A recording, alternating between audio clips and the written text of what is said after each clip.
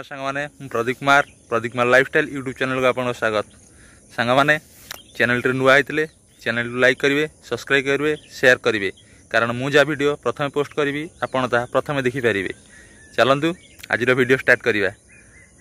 आज ये farm T आम थी कम आज फार्म सरी जाइए अल्प किसी कम अच्छी जड़े पिला रम सारिकी जीव जेहेतु मुझर पूजा चलती आम गाँव में पूजा हम माँ चंडीकर मुझे जावाक पड़ो टे भल लगुनि कम ना तो क्या रहा बेकार घर को पलैया। आज जेहेतु लास्ट भाई वीडियो टे बनईदा 2-3 दिन वीडियो बन नी कारण टाइम हो नाला। आज बनैली गोटे वीडियो कली 2-3 दिन बनईने वीडियो टी आज बनईदेवा। आउ देखु फार्म टी केमती देखु केते लंबा पूरा 360 फुट लंबा है फार्म टी। आउ वीडियो टी बनईबार उद्देश्य जेहेतु आज जीवा ए जगार किसी स्मृति थाउ वीडियो चलले चल न चलले ना एटा बड़ कथा नुह कि मनरे किसी स्मृति थाउ जेठी मुझे जाइली भविष्य में आज न हो काली मु बुढ़ा हो कि काली मरजी मो छुआ पिला कि मु कि जी देख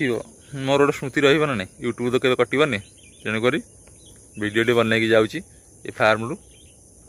आउ देखु फार्म टी बहुत सुंदर देखा लगे सब देखु सब केमती गछ लगे ये सब नड़िया गछ लगी एकर सब लगी गुआ गछ ये तो गछरा बढ़ीज ना बहुत सुंदर देखा फार्म पूरा झाकास लगे पूरा देख आपन को एबेकार आउ 5 वर्ष पर देखिए ये जगह के सुंदर लगे। ये नड़िया गछ बड़ हो ये सब गुआ गछ बढ़ीज बढ़ीगला रास्ता टी पूरा क्लीन हो माने चंगा देखा पूरा गेट टू ये पूरा लोकेशन टी बढ़िया देखा आज्ञा।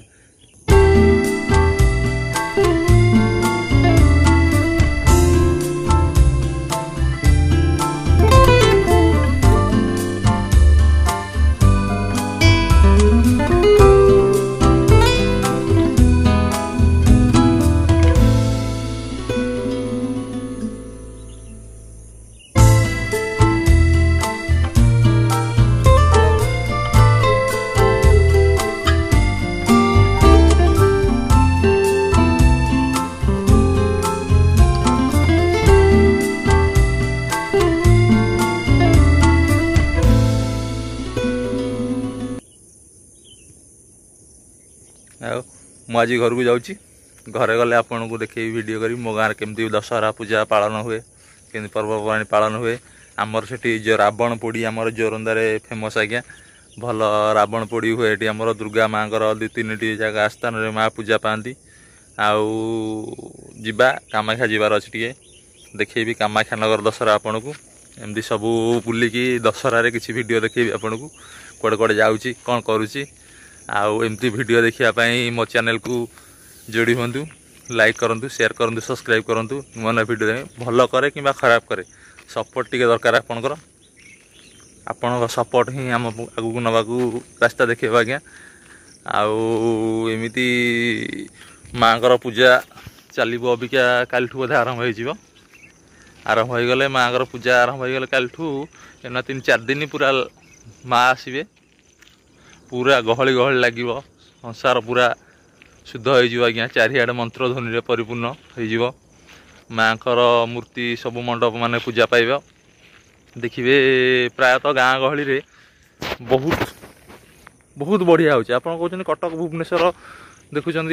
कि बड़ बड़ टाउन सहर में देखुं पूजा साजसजा जाक जमक कि गाँव में जो पूजा हुए ना पूरा नियारा से केवल भक्ति श्रद्धा ये सब थाए एत जाक जमक नहेले भी श्रद्धा भक्ति पूरा परिपूर्ण होता है। माँ पूजा